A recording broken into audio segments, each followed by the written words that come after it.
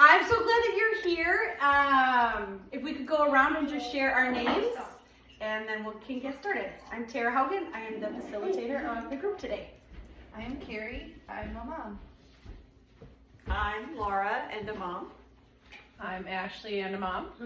I'm Heather. I can pretend to be a mom. Perfect. Wonderful.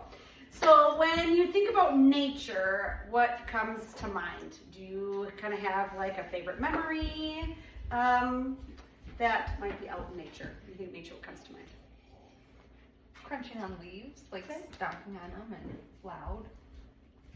I hate that. If you hate that, that's okay. The Pacific Northwest. Okay. Being in my garden. Oh, perfect. Relaxing. Out in nature? Yeah. Yeah. Good. Yeah. Do you have a favorite memory when you're out?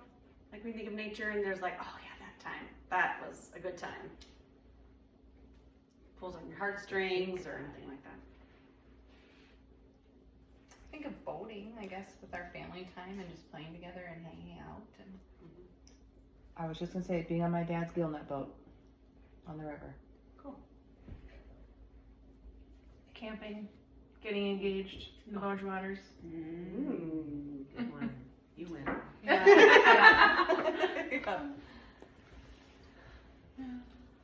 Oh, all good.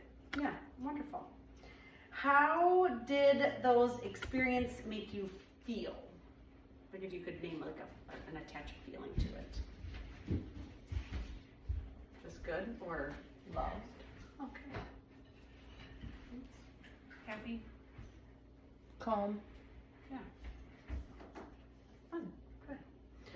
So the purpose of this class is to strengthen childhood development through the interactions with nature to enhance their cognitive and physical development in children. So we are going to watch this short little video here.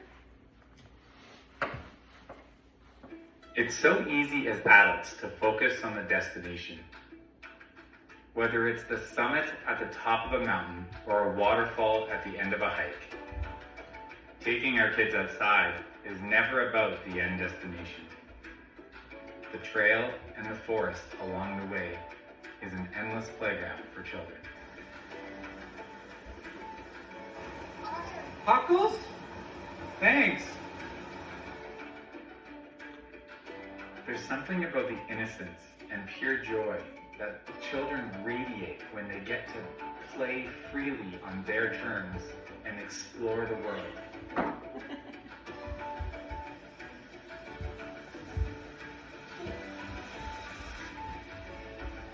This was a 15-minute hike that took 45 minutes. And that's absolutely fine by me. Awesome.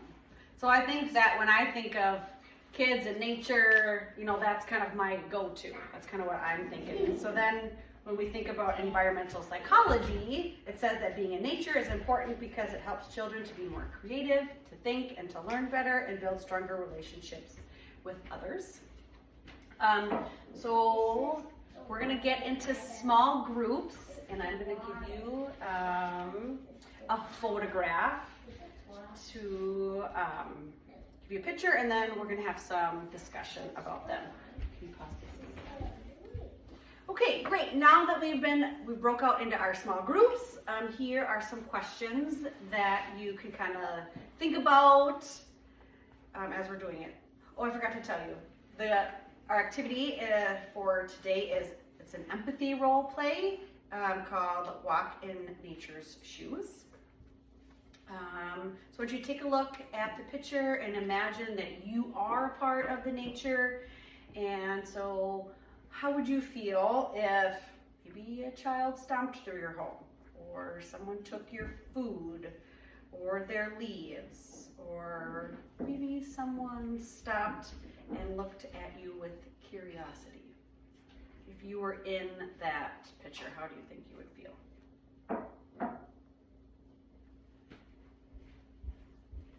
And then we will pause the video. All right, so after we've had a few minutes to think about, is there anybody who would be willing to share? I'll share. This one just resonates with me. Like, I think I would be feeling there's like little ants crawling up and taking pieces of the nectar or the whatever I had to offer. And it reminds me of like, we give pieces all the time to other people, and how do we, like, somebody might need this more than me right now, and how am I gonna get this back? Or will I grow again? Can we work through this, and how do we do it? Maybe together. Yeah, Very good. I like it. Definitely. No, I'm nervous. You did good. Now you can. Very All right, I'll go next. So I chose the butterfly weed because I grew it in my garden previously and just replanted another plant. And what I remember about this plant was that it was covered in monarch caterpillars. And just kind of, I guess almost like what you were saying, just the ability to just help and provide for others, you know, at critical points sometimes even, is a good thing. Yeah. Definitely. Anybody else? I can go. Okay. I chose the moth, and if somebody were stomping through my garden and I lived there, I would feel violated. I would feel scared. I would feel, I wonder where my home is gonna go. Are they gonna cut down my home with their feet? Yeah. Definitely. And you don't have to share if you don't want to. I meant to tell you that. You don't have to share if you don't want to. It's just a thinking process. I can share. I have the rock. It's covered in moss. Reminds me of where I grew up, and I was just thinking of children running and playing and jumping off that rock and how fun it was, and that I could just be there to support them in that and giggle with them. Wonderful. I like that. That's fine. You can pass. Thank you for telling me that. I should have said that to begin with. You may pass at any time. When we take this perspective taking with children, we're showing that we have, us as adults have empathy for our natural world. So when you're outside playing with your kids or grandkids, there are other ways that we could talk about nature. Even just nonchalantly talking, asking maybe some of these questions we could ask children too. Like, what could a caring and respectful act, how could we be respectful to this plant? Or how would you feel if somebody took something that you depend on that to live? So in Carrie's, maybe that ant is needing that flower to survive. So if we kept taking all of the things that those ants needed to survive, how would they feel? Or how, just having some empathy towards that. So empathy towards nature helps children to treat all living things with care. One of my favorite sayings is when I'm outside with kids, what lives here stays here, dies here. And that's kind of all part of treating nature with respect. I found a really cool article that I wanted to share with you today. It's called Every Day is Earth Day, and it emphasizes that not every day is just Earth Day. It should be a time about remembering and responding and acting to be respectful to Earth. It also talks about how, as parents, that we can use the ideas that the indigenous people gave us, how to honor the earth and encourage children to view nature as not just something that's outside, but like a part of our world, and it is our responsibility to then care for the earth. And then it talked about a few more things. What can we do at home to take part of that and talk about nature and taking care of our earth, as composting and recycling and planting native species. So if you want one of those articles, you can take it on your way out the door today from class.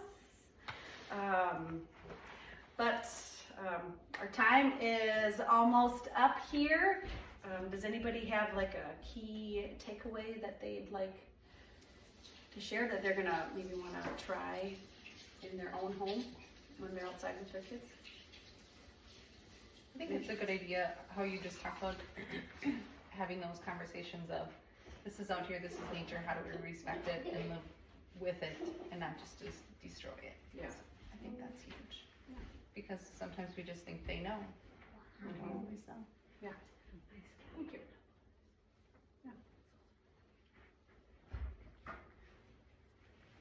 That's okay.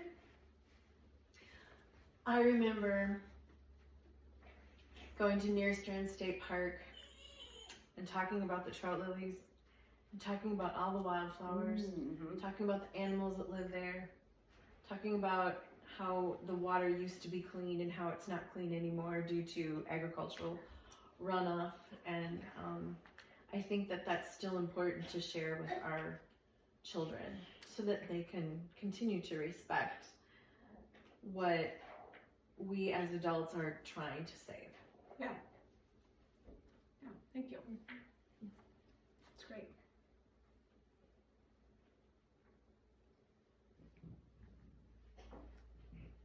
If there's no discussion, thank you so much for coming. Thank you.